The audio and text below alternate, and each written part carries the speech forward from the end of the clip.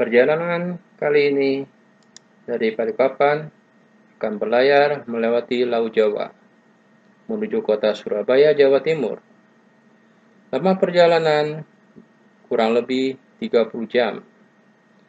Dari Surabaya akan melewati Nganjuk, Ngawi, masuk daerah Jawa Tengah, Surakarta, Magelang, Purwokerto, masuk Jawa Barat, Tasikmalaya, Bandung, Bogor, dan akan tiba di Tangerang.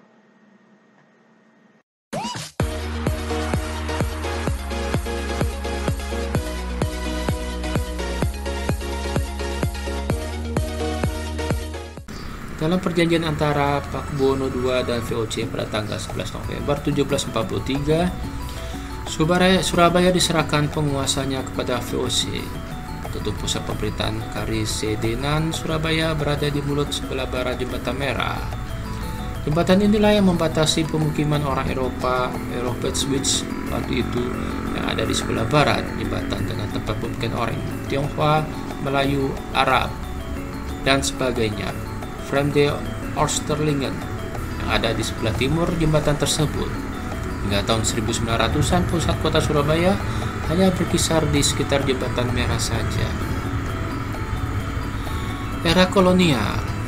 Pada masa Hindia Belanda, Surabaya berstatus sebagai ibu kota Karesidenan Surabaya, yang wilayah juga mencakup daerah yang kini wilayah Kabupaten Gresik, Sidoarjo, Mojokerto, dan Jombang. Pada tahun 1905, Surabaya mendapat status kota madya GMNT. Pada tahun 1926, Surabaya ditetapkan sebagai ibu kota provinsi Jawa Timur. Sejak saat itu, Surabaya berkembang menjadi kota modern terbesar kedua di Hindia Belanda setelah Batavia. Sebelum tahun 1900, pusat kota Surabaya hanya berkisar di sekitar Jembatan Merah saja. Pada tahun 1910, fasilitas pelabuhan modern dibangun di Surabaya, yang kini dikenal dengan nama Pelabuhan Tanjung Perak. Sampai tahun 1920-an, tumbuh pemukiman baru seperti daerah Darmo, Gubeng, Sawahan, dan Ketabang. Tanggal 3 Februari 1942, Jepang menjatuhkan bom di Surabaya. Pada bulan Maret 1942, Jepang berhasil merebut Surabaya. Surabaya kemudian menjadi sasaran serangan udara tentara sekutu pada tanggal 17 Mei 1944.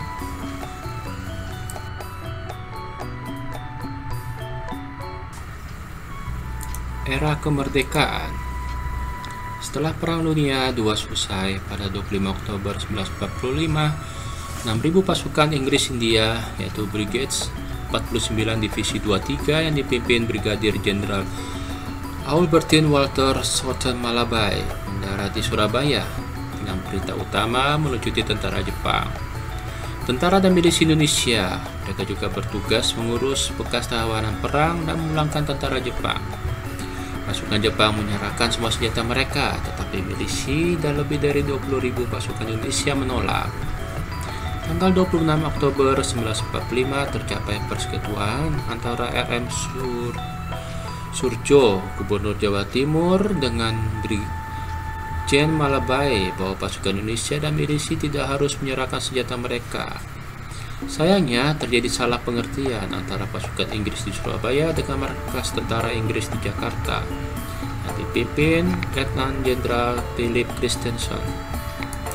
Pada tanggal 27 Oktober 1945 pukul 11.00, pesawat Dakota Angkatan Udara Inggris dari Jakarta menjatuhkan selebaran di Surabaya yang memerintahkan semua tentara Indonesia dan milisi untuk menyerahkan senjata. Para pimpinan tentara dan milisi Indonesia menjadi marah ketika membaca selebaran ini dan menganggap Brigjen Malabai tidak menepati perjanjian yang ditandatangani 1 hari sebelumnya. Pada 28 Oktober 1945, pasukan Indonesia dan milisi menggempur pasukan Inggris di Surabaya.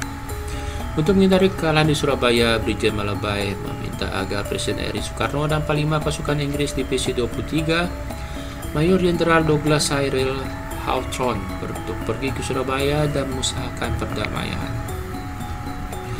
29 Oktober 1945, Presiden Soekarno, Wakil Presiden Muhammad Hatta, dan Menteri Penerangan Amir Syarifuddin bersama Majen Hawthorne pergi ke Surabaya untuk berunding. Pada siang hari 30 Oktober 1945 dicapai persetujuan yang ditandatangani oleh Presiden Soekarno dan Panglima Divisi 23 Majen Harton.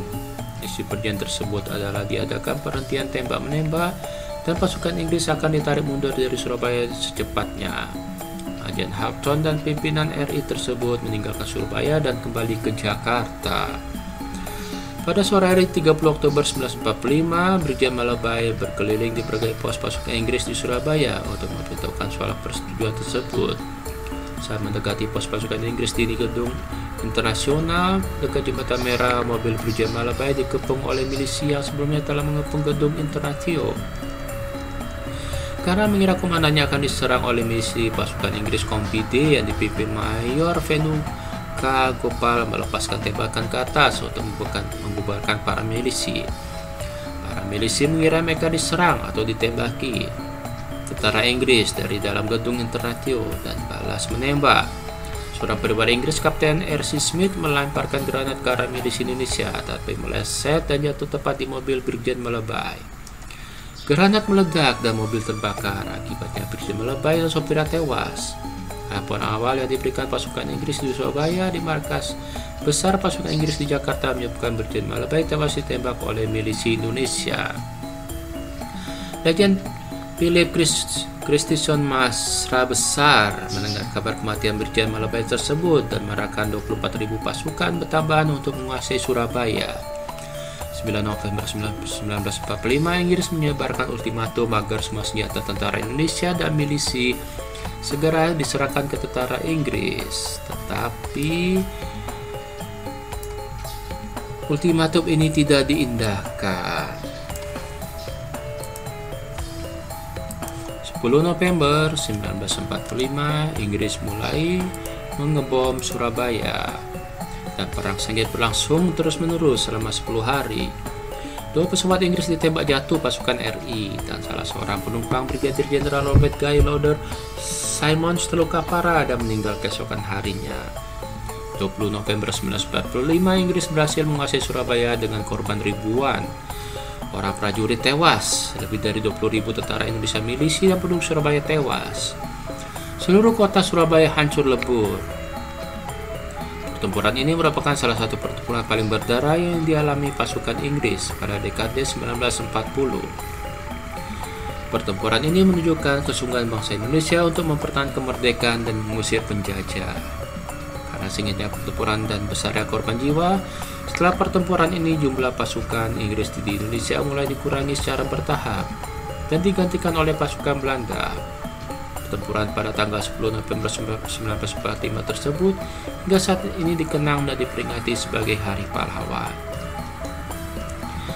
Era pasca kemerdekaan, kota yang jalan utamanya dulu hampir terbentuk seperti pita dari jembatan monokromo di sebelah selatan menuju ke jembatan merah di sebelah utara.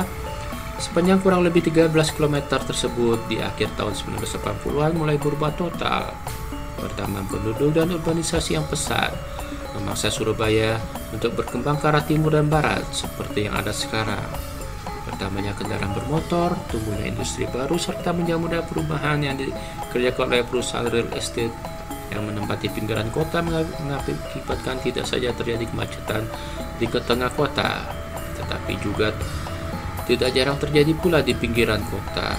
Surabaya telah berkembang jauh dari kota yang relatif kecil dan kumuh di akhir abad ke-19 menjadi kota metropolitan di akhir abad ke-20.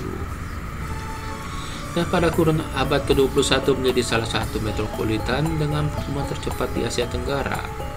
Kota yang pada kurun abad ke-20 dan awal abad ke-21 dipandang panas dan kumuh ini juga berhasil merubah menjadi salah satu kota metropolitan yang paling tertata di Indonesia dengan kualitas udara terbesi.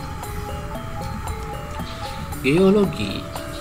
Kondisi geologi kota Surabaya terdiri dari daratan aluvium, formasi Kabu, Pucangan, Lidah, Madura, dan Sonde. Sedangkan untuk wilayah perairan, Surabaya tidak berada pada jalur sesar aktif ataupun berhadapan langsung dengan samudera, sehingga relatif aman dari bencana alam endogen. Berdasarkan kondisi geologi dan wilayah perairannya, Surabaya dikategorikan ke dalam kawasan yang relatif aman terhadap bencana gempa bumi maupun tanah amblesan, sehingga pembangunan infrastruktur tidak memerlukan rekayasa geoteknik yang dapat menelan biaya besar. Topografi. Surabaya terletak di tepi pantai utara Provinsi Jawa Timur. Wilayahnya berbatasan dengan Selat Madura di sebelah utara dan timur, Kabupaten Sidoarjo di sebelah selatan, serta Kabupaten Gresik di sebelah barat. Sebagian besar wilayah Surabaya merupakan dataran rendah, yaitu 80,72% dengan ketinggian antara minus 0,5 sampai 5 meter SHVP atau 3 sampai 8 meter di atas permukaan laut. Sedangkan sisanya merupakan daerah perbukitan yang terletak di wilayah Surabaya Barat 12,77% dan Surabaya Selatan 6,52%. Di wilayah Surabaya Selatan terdapat dua bukit landai, yaitu daerah Lidah dan Gayungan yang ketinggiannya antara 25 sampai 50 meter di atas permukaan laut, dan di wilayah Surabaya Barat memiliki kontur tanah perbukitan yang bergelombang. Struktur tanah di Surabaya terdiri dari tanah aluvial, hasil endapan sungai dan pantai, dan di bagian barat terdapat perbukitan yang mengandung kapur tinggi. Di Surabaya terdapat muara Kalimas, yakni satu dari dua pecahan sungai berantas. Kalimas adalah salah satu dari tiga sungai utama yang membelah sebagian wilayah Surabaya bersama dengan Kali Surabaya dan Kali Wonokromo. Areal sawah dan tegalan terdapat di kawasan barat dan selatan kota, sedangkan area tambak berada di kawasan pesisir dan utara. Iklim. Surabaya memiliki iklim tropis seperti kota besar di Indonesia pada umumnya. Berdasarkan klasifikasi iklim Köppen, kota Surabaya termasuk dalam kategori iklim tropis basah dan kering, dengan dua musim dalam setahun, yaitu musim hujan dan musim kemarau. Curah hujan di Surabaya rata-rata 165,3 mm. Curah hujan tertinggi di atas 200 mm terjadi pada kurun Januari hingga Maret dan November hingga Desember. Suhu udara rata-rata di Surabaya berkisar antara 23,6 derajat Celcius hingga 33,8 derajat Celcius.